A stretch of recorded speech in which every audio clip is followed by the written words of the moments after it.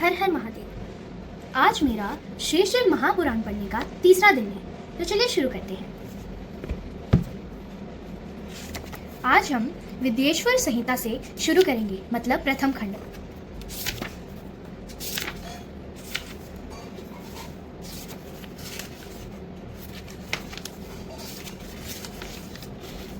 विद्येश्वर संहिता प्रथम खंड। तीर्थराज में मुनियों का समागम। श्री व्यास जी बोले, एक समय की बात है कि प्रयागराज में संगम पर सभी ऋषि मुनि एकत्र हुए। उस समय वहां सुत जी पधारे। सभी ऋषियों मुनियों ने उठकर उनका स्वागत किया और बैठने के लिए आसन प्रदान किया।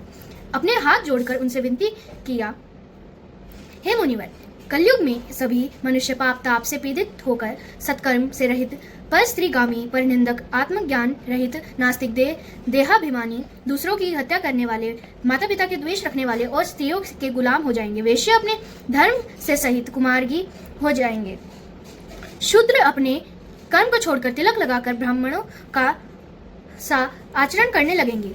नकली तपस्वी ब्राह्मणों के तेज हरता, शालिग्राम आदि पाषाणों का दंभ पूर्वक पूजन करने वाले कुकर्मी, विद्यावाद विवादी, धर्म लोपक, दुष्कर्मी, धर्म के नाशक, दंभी, अभिमानी, क्रूर होंगे। स्त्रियां भी धर्म से विमुख हो जाएंगी। वे माता पिता की भक्ति से विमुख, पति से विमुख, प्रेमी के साथ रहने वाली, तमोगुण और नित्य रुग्ण रहा करेंगी।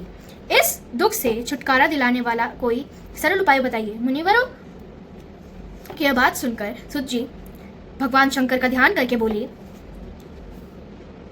श्री शिव पुराण की संहिताओं के भेद।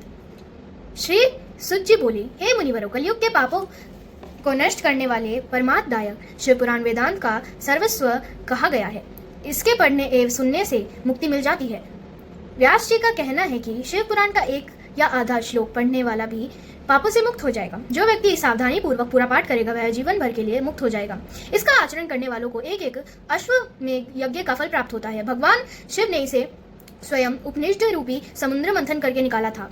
इसलिए जो भी व्यक्ति इसका पान करेगा वह अजर अमर हो जाएगा। इसमें धर्म, अर्थ, मोक्ष और प्राप्त पाप चारों पदार्थों का विवेचन किया गया है। उनकी प्राप्ति का उपाय बताया गया है एवं शिव जी की लीला और सभी ज्ञान विज्ञान का समावेश। भगवान शिव जी ने पहले इसमें 1,00,000 श्लोक रखे थे।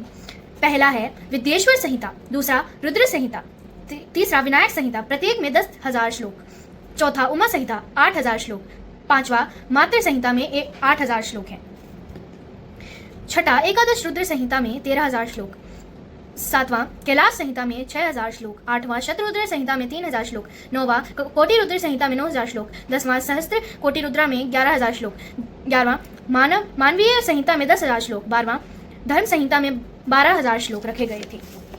परंतु इस कलयुग में जीवों के उद्धार के लिए भगवान शिव ने इसमें कुल 24,000 श्लोक कर दिए।